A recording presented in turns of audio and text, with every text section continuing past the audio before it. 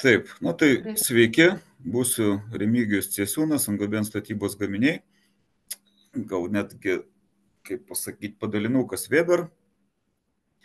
Labai tikrai įdomi diskusija buvo, šiaip pats labai sužavėtas šito seminariuku.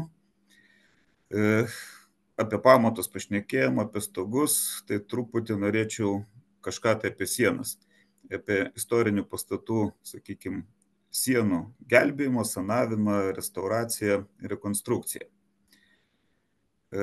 Šiaip būna taip, kad žmogus paveldi kartais dvarą, kartais nusiperka, vėlgi Vilniaus turim istorinius pastatus, senamiestį, tos 7 Lietuvos saugomus senamiesčius. Ir pradžiai gaunam pastatą, kaip sakykime, šitoj nuotraukai matom dvaras, tos sienos būna įvairios, būna ir druskos, būna šlapios, reikia kažką tai su jom daryti. Tai visų pirma, reikia apsispręsti, ką mes su jom norim daryti. Tai pradžioje reikėtų, aišku, gelbėti nuo pagrindinių išorinių veiksnių, tai yra tai, kas tą pastatą kankina, tai dažniausiai, jeigu imti Lietuvą, tai aišku, drėgmė ir šaltis. Tai apie stogus nešnekėsiu, jau turbūt viskas kaip ir aišku, kad visų pirma, tai tikriausiai reikia tą pastatą gelbėti uždengiant stogą, kažkaip tai pridengiant nuo pastovaus lietaus, kur principė taip ir būna, kad pastatas, jeigu neteko stogo, tai prasideda patys blogiausi dalykai. Kita drėgmė ateina, reiškia, dažniausiai iš grunto, tai hidroizoliacijos senuose pastatuose dažniausiai nebūdavo, nors iš tikrųjų hidroizoliacijų buvo ir netgi antikos laikais, tai tas pats romėnų, reiškia, naudojamas hidroizoliacinis tufas, vulkaninės kilmės, vėlgi švino plokštės, irgi kas domėjasi istoriją, tai turbūt žinot, kad tai yra net ne viduramžių, tai yra antikos technologijos, labai senos, bet Lietuvoje dažniausiai šitų dalykų nebuvo ir buvo statomi pastatai tiesiai ant gruntuko. Tai galima išskirti kaip ir 3 dalykus. Tai yra, sakykime, turim tą pastatą ir renkamės, ką mes su juo darom. Galima jį tiesiog užkonservuoti, galima bandyti restauruoti ir renovacija, rekonstrukcija, tai ką rodė, ko gero, Eglė, tai kada... O kokia gatvė, šiaip, kokia gatvė, adresas? Labai atsiprašysiu. Jeigu galima, jo, kažką tai mes girdim ten kartu, tai... Aš taip įsijungsiu. Kažkas neįsijungia garso. Giedre, ačiū.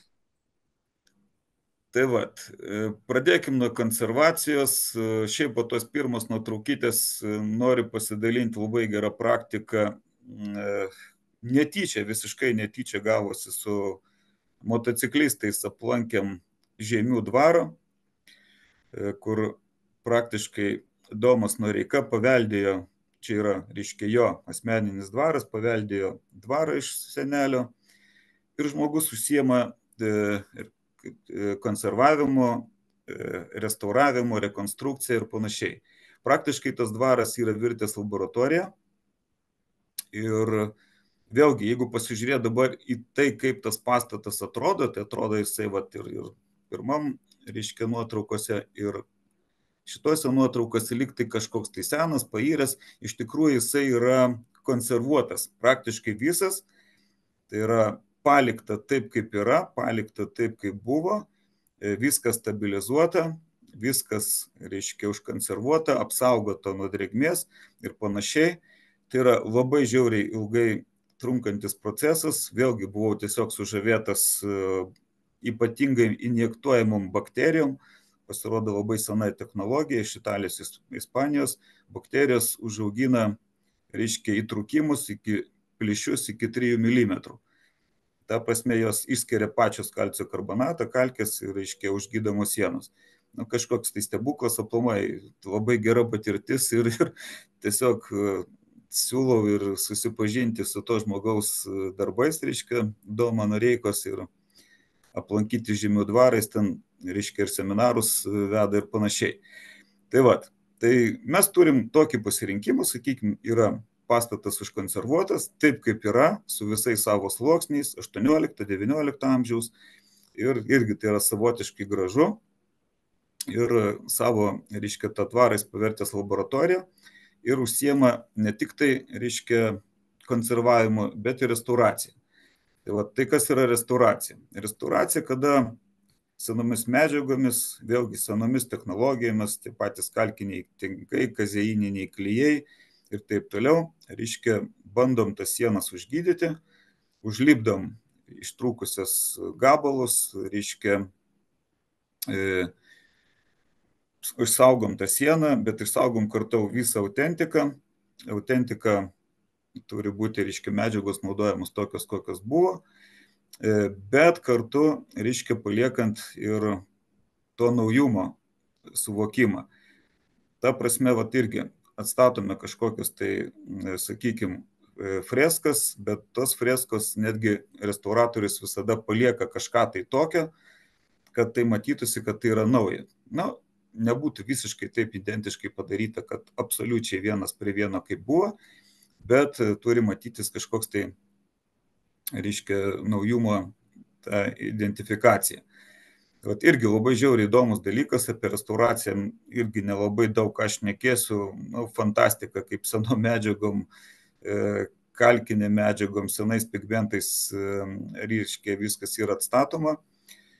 Ir vėlgi, kaip pavyzdėlis iš to paties dvaro, ten apačioj nuotraukai matosi du tokie žalsvi plėmukai, tai yra tai, kas buvo iš tikrųjų likę po senais sovietiniais, sakykime, praėjusių barbarų aliejiniais dažais, viskas po truputį nulupta, rasti du gabaliukai ir tai, kas yra po veidrodžiu, tai yra jau restauracija, atstatyta daugmaž taip, kaip buvo, tom pačiom medžiagom, bet, aišku, reikia tas nuotraukas daryti kažkokias tai labai iš arti, yra palikti tam tikrai potėpiai, kad matytųsi, kad tai yra nauja, kad tai yra restauratoriaus darbas ir jau 21 amžiaus, reiškia, restauracija. Toks yra restauratorių kodeksas, kad tu atstatinėjai paveikslą, nesvarbu ką, sienos dažus, tinka, vis tiek turi palikti kažkokią tai paslaptį ir pasirašyti taip, kad matytųsi, kad tai yra nauja, atstatyta, kad tai nėra originalas, o originalą tą palikti išskirtą kažkur tai mažais gabalėliais, likusi tokį, koks jis yra. Didžiausias pavyzdys turbūt restauracijos, bent jau istorijai, man taip atrodo, yra Partenonas Atenuose, reiškia, ant Akropolio kalvos. Tai yra tai, kas buvo 450 metų prieš mūsų erą.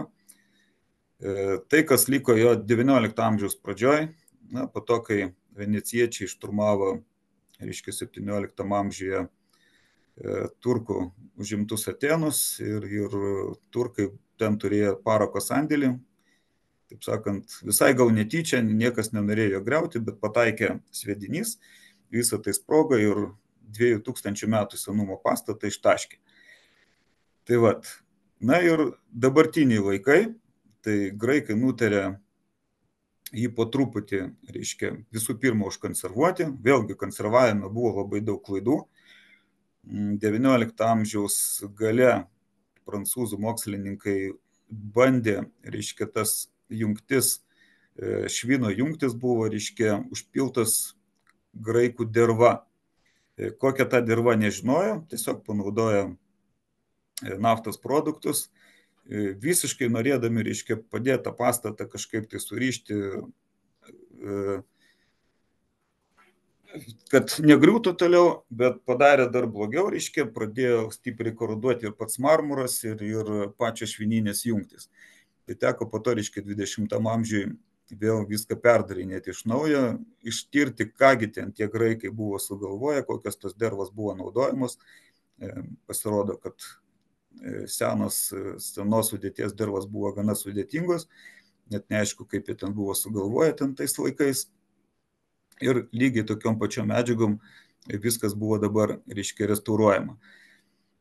Ar tas pastatas bus iki galo pritaikytas, susigrąžintos senos skulptūros ir padarytas toks, koks buvo, ko gero, kad ne. bet, reiškia, kažkokia tai dalinė restauracija yra numatyta ir vyksta labai ilgai. Visi tie procesai yra žiauriai ilgi, reikia viską labai kruopščiai nuodugniai gerai ištirti, parinkti medžiagas ir jau tada tas medžiagas taikyti. Na ir žinot, ką mes norim padaryti. Ar tik tai užkonservuoti pastatą, ar padaryti dalinę restauraciją, ar pilna renovacija ir rekonstrukcija. Reiškia, koks yra galutinis tikslas. Tai va, čia vienas iš tokių nedidelių pavyzdžių restauracijos arba rekonstrukcijos, renovacijos. Tai yra Pakruojo dvaras, kada fasadas yra pilnai atstatomas, jis aišku toks gražus nebuvo, dabar jis jau atstatytas daugmaž senom technologijom. Vėlgi vidinės pastato sienos irgi, kaip matot, yra kažkas tai palikta, kas buvo, bet yra ir tinkuota naujai. Vėlgi parenkat medžiagas ir pritaikant pastatą, reiškia, tokiam naujam gyvenimui. Kaip po muziejų, kaip po dar kažką, tai galbūt netgi žmonės nusipirkę kažkokį tai seną pastatą ar dvarą, tiesiog ten nori gyventi ir turėti dabartinį, sakykime, normalų 21 amžiaus gyvenimą su voniom ten ir su visais kitais patogumais. Tai vat, mes kalbėsim daugiau apie tai, kada visgi norime jau renovuoti pastatą, restauruoti, renovuoti, galbūt netgi rekonstruoti, kažką tai dastatyti, panaudojant, reiškia, medžiagas daugmaž tokias, kokios buvo anksčiau, na ir šiek tiek, aišku, dadedant naujų technologijų. Tai vat, dažniausiai, ką mes ten turim problemą su šlapiais drėgnais rūsiais, su pamatais, norim sustabdyti vandenį, na ir su fasadais, kuriuos irgi, sakykime, norim atstatyti, kad būtų daugmaž atrodytų kaip ir autentiškai, bet išlaikant tą paslaptį, kad tai yra naujai padaryta, bet galbūt galėjo būti ir taip, atrodyti panašiai taip. Dabar kokios pagrindinės problemos, reiškia, su kuo mes susidurėm tuose senuose pastatuose, kurias reikia atstatyti. Tai yra drėgmė, gali būti tai kapiliarinė drėgmė, nedidelė drėgmė, tiesiog jaučiam, kad pastato viduje yra pastoviai drėgna, šlapia, veisiasi pelėsiai ir dar kažkas, tai tiesiog sudėtinga gyventi ir nėra gerai gyventi. Kita problema gali būti dar didesnė drėgmė, tada tiesiog reikia padaryti hidroizoliaciją, yra aukšti galbūt gruntiniai vandenys, vėlgi kažkas tai pasikeitė pastate, aplinkoje pasikeitė, vėlgi kažkas kažkur tai kažką numeliravo ar kažką tai padarė ir tiesiog hidroizoliacijos pastate nebuvo ir dabar sienos yra šlapios, reikia viską gelbėti. Tai va, taigi problema viena yra, sakykime, galbūt galima su paprastais garo barjerais ir druskų barjerais sustabdyti tą visą reikalą, tai yra naudojami tam sanavimo tinkai. Pats sanavimas tai yra kaip pagerinimas, galbūt iš to žodžio kilęs, kad pagerinimas tai nėra, sakykime, kažkoks tai pilnas hidroizoliavimas ar dar kažkas tai, bet kartais iš tikrųjų to sanavimo neužtenka, reikia užsiimti rimtesnę hidroizoliaciją, kada jau vanduo tiesiog sunkiasi per sienas ir yra gana didelė problema, ardamas pastatas ir mes turim sustabdyti kažkaip tai tą blogą procesą ardymo ir kažką tai padaryti. Dabar, kalbant apie sanavimą, tai yra tiesiog drėgmė ir mums reikia, sakykime, rūsio seną patalpą kažkaip tai šiek tiek apsaugoti nuo tos drėgmės. Nenorim nieko sugadinti, nestatyti kažkokių tai galingų kondicionierių ir panašiai. Galima tą padaryti labai paprastai, reiškia su sanavimo sistemomis. Na, čia jau truputį gal pradėsiu, nepykit, reklama, ne reklama, bet apie medžiagas. Visų pirma, reikėtų padaryti horizontalią hidroizoliaciją. Ta prasme sustabdyti tą kapiliarinį vandens kilimą kaip galima kuo žemiau. Na, sakykime, vos ne grindų lygiai. Vėlgi, yra daug įvairių technologijų, ką mes siūlom, tai yra injektavimas. Vėlgi, injektavimas nieko labai baisaus nėra, tiesiog yra sugraižėjamos skylės pamate. Dažniausiai tam apatiniam rūsinė būna kažkokių tai freskų ar kažką tai, ką mes galime sugadinti. Aišku, jeigu yra tie dalykai, tai reikia kažką tai kitaip spręsti. Bet yra tiesiog sugraižėmas skylės, injektuojamas specialus mišinys, 10 cm, jisai mūre pasklinda ir, reiškia, uždaro vandenį, reiškia, pasidaro kaip hidroizoliacija horizontaliai. Tai va, tiesiog mes įvedam horizontalią hidroizoliaciją, kurios galbūt šitam pastate niekada nebuvo. Toliau, kadangi prie pat grindų galbūt mes ir pilnai nehidroizoliuosim, tai reikia būtinai užsandarinti kampą, užapvalinti, irgi yra specialios medžiagos. Tiesiog tai yra skidinukas, pritaikytas vėlgi seniem pastatam, hidroizoliavimui, sanavimo sistemom. Tai yra truputį hidroizoliacinis skidinys, bet ne hidroizoliacija. Ta prasme, šiek tiek suvarlaiko drėgmę, bet ne visiškai, nepilnai uždaro. Vėlgi galima su juo gana storai, netgi iki 5 cm kažką tai užtaisyti, kažkokias tai skyles. Na ir tą vietą sienos grindis suapvalinti, kad drėgmė, reiškia, neitų tiesiog per tą sujungimą.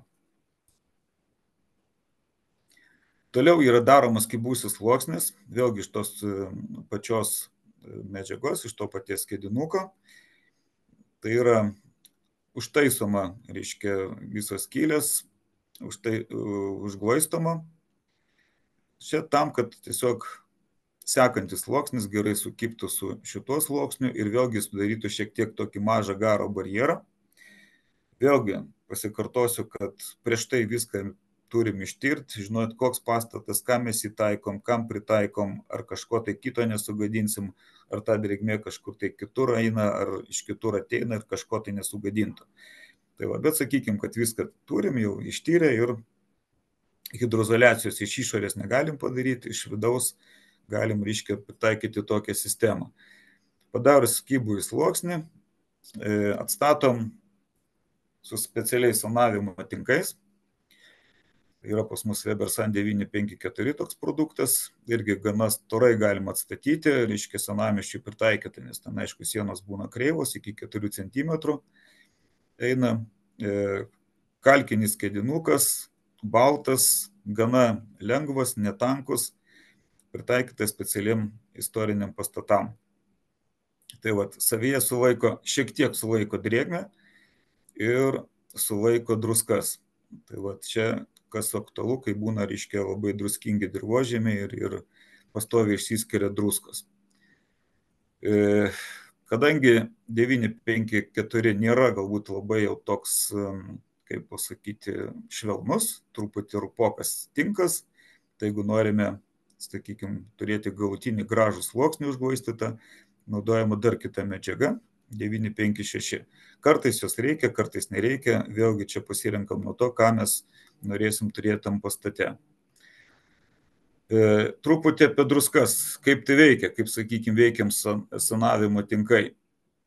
Turim 3 sienas su kalkiniu tinku nutinkuota, vėlgi sena technologija, nieko prieš ją blogą neturime ir iš tikrųjų, jeigu yra kažkokie tai kalkiniai seni tinkai, juos visus reikėtų palikti, išsaugoti kaip galima ilgiau, kitom kartom, galbūt kažkas tai ras ten dar kažką tai įdomaus tuose tinkuose, gal kažkokias tai freskas bus paslėptos ten po antro tinko sluoksnio.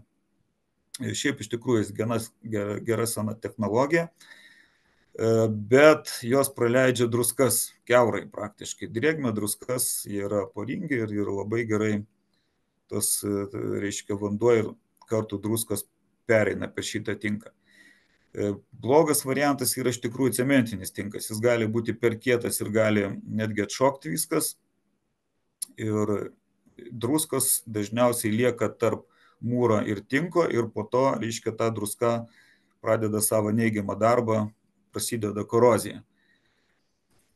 Tai va, taip kaip veikia, sakykime, kaip eina druskos per tiek, reiškia, lengvą kalkinį tinką senovinį ir tiek, kiek eina per cementinį tinką. Per sunavimo tinkus eina truputį viskas kitaip. Druska gana lengvai pereina per mūrą, tačiau yra uždaroma pačiam sunavimo tinke. Jis šiek tiek išleidžia ir šiek tiek ir druskas, ir drėgmės, bet, reiškia, visą tą druską kaupia savyje. Ir neišleidžia į išorę ir negadina pačios sienos arba apdailos. Na, YouTube aš turbūt praleisiu, nes tiesiog laiko labai nėra. Apie pačią, sakykime, jeigu reikia hidroizoliuoti, kada sunavimo tinko neužtenka, reikia padaryti normalią hidroizoliaciją ir tiesiog didelė drėgmė, reikia nuo jos kažkaip tai sieną apsaugoti. Tai tam galima naudoti vėlgi kelis būdus, sakykime, neelastingas hidroizoliacijas arba elastingas, vėlgi arba iš išorės, arba iš vidaus. Šiaip geriausia hidroizoliacija yra visada daryti iš išorės, ta prasme stabdyti vandenį, bet ne visada tai galima padaryti, galbūt šalia pastatas, gal kažkoks tai grindinys, kurio negalima ardyti, ar piktas kaimynas, kaip pavyzdys. Tai va, kartais tenka ją daryti iš vidaus. Iš vidaus vėlgi daroma labai viskas panašiai, kaip ir su sanavimu, bet naudojama dar papildomai, reiškia, hidroizoliacija cementinė, kuri laiko ir teigiamą, ir neigiamą slėgį. Ta prasme, iš vidaus tepama, jinai nepraleidžia drėgmės nei į vidų, nei iš išorės, tiesiog uždaro, užsidaro, reiškia, poros joje ir vanduo nepraeina. Jeigu reikia išsilyginti sieną, jau irgi naudojama truputį kita medžiaga, 934. Ir, reiškia, atlikus pilną hidroizoliaciją iš vidaus, galima toliau tą patalpą viduje kažkam tai kitam panaudoti. Dabar geriausias variantas visgi yra, sakykime, kada hidroizoliacija yra daroma iš išorės. Vėlgi medžiagos yra panašios, yra keli būdai. Jeigu mes turime labai stabilų pamatą, niekas netrukinėja, viskas stovi vietoj, galima naudoti neelastingas hidroizoliacijas, neelastingą hidroizoliacinę sistemą. Tai vat, aišku, prieš tai nusivalom viską, stabilizuojam, jeigu mūras prastas, turim pašalinti tai, kas nesilaiko. Išlyginam su WeberTech 933, padarom kaip ir kibų į sluoksnį. Tai vat, ir tada jau galima tepti hidroizoliaciją. Šiaip, kai visada istorinėse pastatuose naudojama tik tai mineralinės hidroizoliacijos, bituminės yra draudžiamas, ko gero visi šitą žino. Hidroizoliacija tepama kelis kartus. Tai vat, jeigu po to, reiškia, užsipils gruntu, tai gali būti, kaip apačioje parodyto nuotraukai, jinai atkartojanti visus nelygumus. Jeigu reikia kažkur tai tos nelygumus prasilyginti, galima naudoti irgi lyginamąjį hidroizoliacinį tinką. Kartais būna taip, kad mes turim nestabilų pamatą, kuris vėlgi yra trūkiai, tie trūkiai nestabilus, gali atsirasti kažkur tai kažkas tai plėstis. Tai tam yra naudojamos kitokios hidroizoliacijos, paruošimas vėlgi tas pats su 933. Tačiau naudojama arba vieno, arba dviejų komponentų jau lankščios mineralinės hidroizoliacijos. Tai vat, pagrindinis jų privalumas yra tai, kad tiesiog sujungia plyšius, gali būti trūkis iki 2-3 mm plėstis, bet jos, reiškia, tą trūkį uždengia. Toliau, sakykime, jeigu norime pastatus restauruoti, istoriniam pastatam, reiškia, atstatyti pačiam tinkui yra naudojami vėlgi tie patys sanavimo tinkai, lyginamieji tinkai, dažniausiai kalkiniai, reiškia, ryšančios medžiagos yra tos tradicinės kalkės, vėlgi viskas labai neutralu, jokių čia naujų praktiškai technologijų nėra, yra tik tai receptūros geros padarytos, minimali chemija ir viskas yra daroma taip kaip senoviai. Vėlgi dedamas rišamasis sluoksnis, nes dažniausiai prie to mūro, sakykime, tie nauji tinkai nelabai limpa, netgi kalkinis paprastas tinkas ten gana sunkiai prilimpa, tiesiog meti ir atšoksta. tai būtina padaryti kibųjų sluoksnį.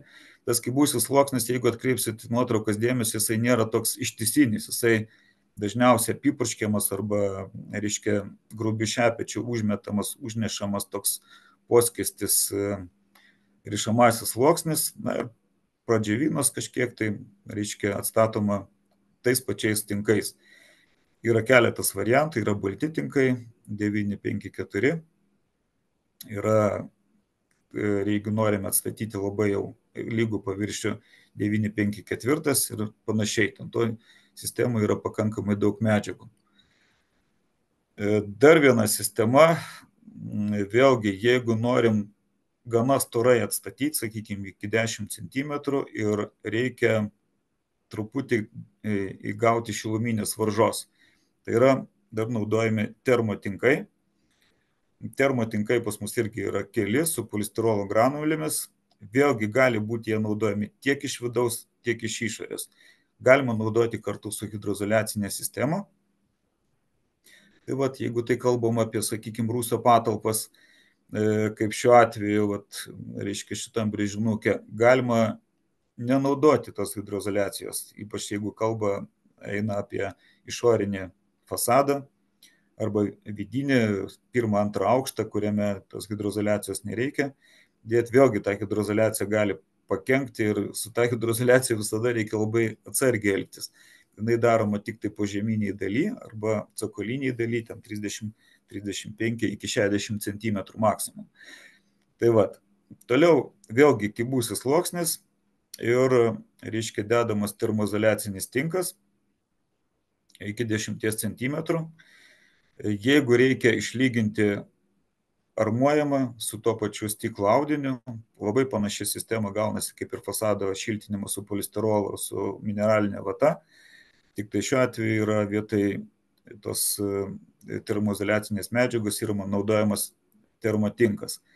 Tai vat, ir galutinis sluoksnis išlyginamas. Vėlgi, termotinkai yra keli. Čia nuotraukai galbūt net matosi, kaip jisai atrodo, va, toks kaip ir porėtas daiktas, gana lengvas. Iš tikrųjų, 150 kg kubas viso labo sveria. Išlengvinimas pas mus pasiekiamas su polistirolo, medžiagos vokiškos, vulkaninio kažkokių tai pelenų ten nėra Vokietijoje, tai tiesiog naudojamos polistirolo granulės. Medžiagų yra kelios, šiuo atveju nuotraukai yra tokia rusva medžiaga, gal pritaikyta, sakykime, keramikai atstatinėti, 142 HLZ, lambda 0,05, tai tikrai nėra super kažkokia tai medžiaga terminė, tiesiog geresnių terminių savybių, lengva ir storas sluoksnė. Tai vat, yra pilkos medžiagos, yra rudos medžiagos, priklausomai nuo to, ką mes atstatinėjom ir ką mes norim gauti. Tai vat, tiek galbūt apie fasadus, apie tai, kaip mes turėtumėm daryti, ką galima padaryti, kaip galima statyti sienas, išgelbėti nuo drėgmės. Tai vat, ir ką pabaigai noriu pasakyti, kad Žemėje 4,5 milijardo metų, fizika visur veikia ta pati. Reikia labai su ją atsargiai elgtis ir istorinėse pastatuose ypač viską ištirti. Vat Žemių dvare, ponas Domas ten visą laboratoriją turi, tai jo nuotraukas kelias panaudojau, paties dvaro, bet laboratorijas jau nedrįsau dėti. Viską tą reikia ištirti ir pasižiūrėti, ar mes nepakenksim kažkam tai, ką mes galbūt kažkada tai kitos mūsų kartos paims, atidarys, ras ir svarbiausia, kad tam pastatui nepakenkti, viską labai kruopščiai ištirti. Ir jeigu mes nutarėm, kad mes jį turim pritaikyti naujam gyvenimui, aišku, yra medžiagos specialios, vėlgi neutralios, pagrindės senų technologijų naudojamos ir mes su jom galime kažką tai atstatyti. Apie patį žmogų, irgi šitas bičiulis apačioj, jam 160 000 metų, rastas Pietų Afrikoje. Lygiai toks pats žmogus kaip mes, absoliučiai, jeigu reiškia jį pavyktų kažkaip tai prikelti antram gyvenimui su genų inžinerija, tai kas sakė įdomiausia, kad kaukolė, ta, kuri buvo rasta, yra visiškai tokia pati kaip mūsų, smegenys absoliučiai tokie patys kaip mūsų. Ir manau, kad vėlgi žmogus toks pat buvo, išrado daug ką gero tiek senais laikais, tiek dabartiniais laikais ir tas technologijas reikia kažkaip tai išlaikyti ir kažkaip tai gyventi su jomis toliau. Tai vat, dėkui uždėmesį, jeigu yra kokių klausimų, galite klausti. Nematau, ar yra. Jo, ačiū Remigijau už pranešimą. Klausimą turim vieną iš klausytojų. Tai Giedrė jūsų klausė, kokį konkretų savo produktą pasiūlytumėte moliu tinkuotai sienai remontuoti, tinkuojant ne visą sieną, o tik tas vietas, kur tinkas nukritęs, tiek lauke, tiek viduje. Su moliu yra visiškai atskiras dalykas, tai sakykime, tie mūsų tinkai yra kalkiniai ir ant molio atstatinėti netinka. Tai vat, čia reikėtų ieškoti kažkokių tai kitų technologijų.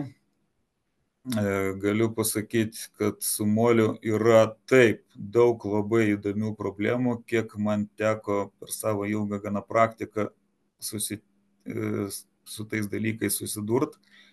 Tai gana specifinė technologija. Dabar jau žinau, kad lyg tai vėl atgavo ir kažkas tai moka padaryti tuos senus molinius pastatus ir tą molinį tinką atstatyti.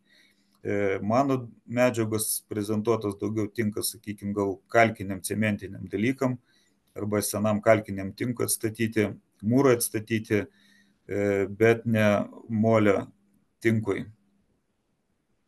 Supratau. Ačiū už atsakymą ir aš dar porą klausimų turiu. Jūs minėjote apie mineralinę hidroizoliaciją istoriniuose pastatuose. Man įdomu, ar jūsų pateiktas sprendimas yra tinkamas istoriniams pastatams ir mūrui, kuris yra sudrėkęs. Ar tai yra ilgamžė medžiaga ar ne? Taip, jeigu kalbėti apie 930, gali būti tepama, reiškia, ant, sakykime, ne šlapių, bet ant drėgnų paviršių. Aišku, jeigu tai yra tokia siena, iš kurios jau bėga vanduo, tai vėlgi yra specialios medžiagos, kurios sustabdo tą tekėjimą, bet siena gali būti gana drėgna, bet ne šlapia. Tai vat, kažkiek tai bent truputį reiškia įgerti. Tai vėlgi, kaip tai yra daroma, tai yra džiovinama ta siena laikinai, kad jinai bent jau tuo metu išdžiūtų. Tai vat, ir tada jau tepama hidroizoliacija. Bet ne ant visai šlapios sienos, nes, sakykime, per tos vandens plėvelės, aišku, niekas neprilimpa. Ir tada dar vienas klausimas apie tinkus naudojamus istoriniuose pastatuose. Tai visuose vietovėse, žinom, yra problema su druskų naudojimu. Ir kai kuriais atvejais turim problemą, kad pėsčiųjų takai yra labai siaurose senamiesčių gatvėse. Kurį tinką rekomenduotumėt ir kuris būdas ar tinko medžiaga yra atspariausia druskoms? Tai, kaip ir minėjau, sanavimo tinkai. Vėlgi, jie dirba, kaip pasakyti, iki tam tikros ribos. Jeigu tos druskos bus labai daug, jie uždaro dalį tos druskos, bet po to vis tiek išleidžia kartu su drėgme. Tai, sakykime, žiūrint vėlgi, kiek ten tos druskos yra. Jeigu yra kažkiek tai tos sienos druskingos, bet tai nėra taip, kad kabo ūsai, tai su sanavimo tinkais galima tą sutvarkyti. Tai vat, jie uždaro dalį tos druskos. Jeigu turim, kaip jūs minėjot, šalia pastoviai pila, reiškia, druską, kad pėstiesi nepaslystų ir praeina kiaurai, tai geriau bandyti tą dalyką sutvarkyti iš išorės. Kažkokiu būdu apsaugoti, reiškia, atsikasti, padaryti hidroizoliaciją iš išorės, tada mes jau iš išorės apsaugom, reiškia, patį pamatą, patį mūrą, jau nepatenka nei vanduo, nei druska. Ta likutinė druska kažkiek tai, aišku, išeidinės jinai po truputį, bet sanavimo tinkas jau daug maž su ją susitvarko. Tai vat, vėlgi, dažniausiai dėl ko, reiškia, baltai dažo tos, vat, iš vidaus, sakykime, rusius, dėl to, kad jūs druskų nematytumėte ant sienos ir būtinai lengvais kalkiniais specialiais dažais arba silikatiniais dažais. Irgi silikatiniai dažai naudojami, nes jie praleidžia sakykime, ir drėgmę, ir druską. Ir jeigu tos druskos yra nedaug, tai jinai irgi po truputį dingsta, nubyra kažkur tai ir jos nesimato. Ačiū už atsakymą, kol mes šnekėjomės, dar įkrito porą klausimų. Kiek jūsų siūlomos medžiagos ir technologijos yra ilgaamžės? Bijau pasakyti, nes, sakykime, tai, ką mes vežam iš Vokietijos, daug kas yra daryta 50, 60, 70 metais. Tai va dar Deitermano gamyklos kažkada buvusios nepriklausomos. Tai tom technologijom yra kažkur tai apie 40-50 metų. Kiek jos laikys, ar 100 ar 200, tai sunku pasakyti, nes tiesiog tokios praktikos nėra. Bet kad laiko 20-30 metų, tai taip. Tai va, vėlgi, kaip ir minėjau, viską reikia labai ištirti. Tarkim, mineralinės hidroizoliacijos nėra atsparios rūgščiai dirvai. Jeigu mes turim labai rūgščias dirvas, iš tikrųjų gali būti, kad visa tai gana stipriai sutrumpėja ir darbo laikas, ir visa kita. Rūgščias dirvos, aišku, ir patį mūrą labai stipriai arda. Net ne keramiką, bet reiškia ryšančią medžiagą mūro skiedinį. Ir tiek kalkinį cementinį. Tai vat, ir hidroizoliacijas, irgi mineralinės, tai yra kas? Tai yra praktiškai cementinis, tos pačios kalkės. Tai vat, tai ėda. Ir kiek tai gali tarnauti, sunku pasakyti. Tai vat, vėlgi reikia tirti ir žiūrėti. Jeigu dirva šarminė, tai praktiškai turėtų amžinai tarnauti. Jeigu rūgštinė, gali būti, kad kažkiek laiko vėl reikės kažką daryti. Ir matau paskutinį klausimą jums. Loreta klausia, šiuo metu siūlomi ne drėgmę sulaikantis, bet atiduodantis tinkai. Sistemos pakomentuokite. Taip, tai vat būtent sanavimo tinkai, jie nėra visiškai drėgmę sulaikantis. Jie šiek tiek prilaiko, bet jie ir atiduoda. Tai yra technologija, kuri paskaičiuota, kad nepilnai užrakinti tą drėgmę, bet jinai turi būti atiduodama dalinai, kažkokia dalis jos sulaikoma. Tai va, tai čia nėra taip, kad pilna hidroizoliacija. Pilna hidroizoliacija, aš ten rodžiau, irgi gali būti atliekama. Kada tai būtina, vėlgi tai turėtų profesionalų architektai pasižiūrėti, paskaičiuoti. Ir vėlgi čia apie tą žemę. Vanduo ieško vietos, kur jam lengviausiai pasišalinti. Jeigu mes uždarom vienoje vietoje, tai gali būti, kad problema atsiras kažkur tai kitoje vietoje. Tai va, nes tas vanduo turi kažkur tai nubėgti. Jeigu padarom hidroizoliaciją, tai gerai būtų po to kažkur tai to vandens nuvedimo padaryti, nes jam tai kažkur tai reikės vis tiek pasidėti. Tai va, o iš tikrųjų tas garo pralaidumas neturi būti visiškai sustabdomas. Tos medžiagos yra visos praktiškai garui laidžios ir sanavimo, pavyzdžiui, tinkai jie ir vandenį yra laidus, ta prasme, jie nėra hidroizoliaciniai. Tai vat, vėlgi, jie nėra cementiniai ir tikrai pakankamai gerai išleidžia drėgmę.